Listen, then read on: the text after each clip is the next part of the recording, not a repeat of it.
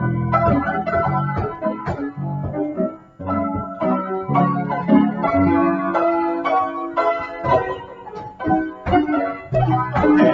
didn't see you there. I'm Christian from Next Generation, and this is Graham by Graham.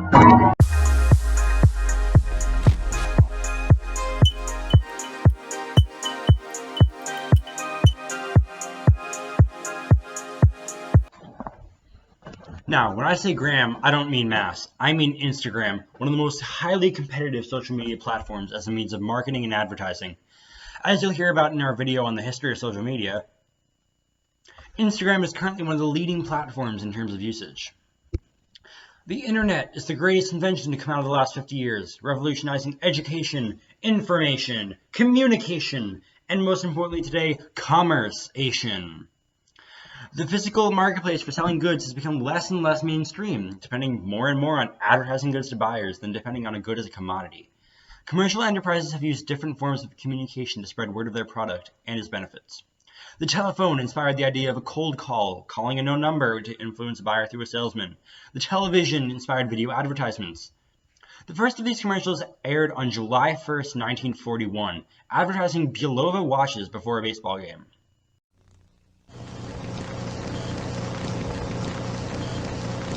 America runs on Bulova time. Since then, consumers have required intrigue and volume to advertisement, becoming bored. See this commercial for the Wubble Bubble Ball, released in 2014. It's like a bubble but plays like a ball? It's the amazing Wubble Bubble Ball! It looks like a bubble, moves like a bubble, but won't pop like a bubble. Even if you sit on it, it's no trouble. Your Wubble Bubble Ball starts out small. 2 minutes later, it's 3 feet tall. Made from super thermo stretch-tacular stuff. You can catch it, squeeze it, kick it, and make it fly. It's awesome!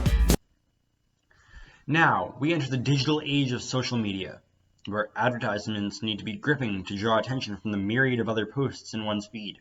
Whether it makes fun of you or your parents, these ads are developed with one thing in mind: comedy. Well, some of them are at least. There are 4 classes of internet ads. Informative ads, which influence your ideas, like anti-smoking and campaigns. Business ads, which advertise a business by showing a product or a service. There are clip ads, which show a program like a TV show or a movie that's coming out soon. And of course there are mobile game ads, which deserve their own spot, because they obliterate you with jokes and deprecation.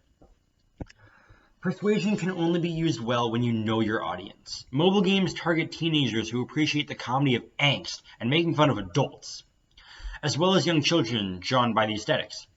Business ads advertise their best-selling options like promotion deals or positive customer interactions, as it is what people appreciate from that type of interaction. Informative ads use facts and negative implications to highlight the point of their ad, rather than drawing away from it with comedy and whatnot. And of course, movie ads show the sections of the movie which most grasp their audience. Thrilling for actions, jokes for comedies, and hot people being hot for rom-coms. Now, speaking of hot people, there's a link in the description for who should replace me as host. Wait, what? Oh, hold up. Cut the cameras. No. Okay, so apparently the upper management found a study saying that 6-foot guys with brown hair and eyes like a winter storm are out of season. Yeah, I don't believe them either. Darn you, Lululemon! So trends. Social media mimics a microcosm of the fashion marketplace with its own trends. Rather than cyclicality of patterns, though, you'll see the renegade and other dances on TikTok, quiz filters on Instagram, or simply the most viewed videos of recently on YouTube. YouTube also has a selection of trends, like challenge videos dating back to 2014.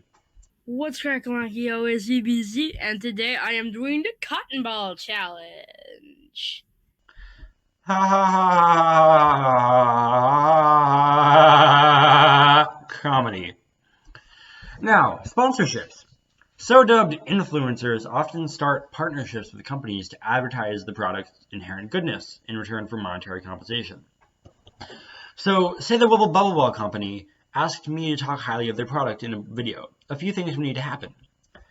we would have a contract, of course, and they would have to pay me, because then what's in it for me? And most of all, I would need to say that I'm sponsored in the video. Sponsorship laws are really strict, and if you happen to comment on a product as if sponsored, a company can sue you for use of their product without consent or compensation. Doing the reverse, by not saying whether you're sponsored, can invalidate a contract and result in a hefty fine from the FCC. The FCC requires that you name the company and say that the advertisement is sponsored.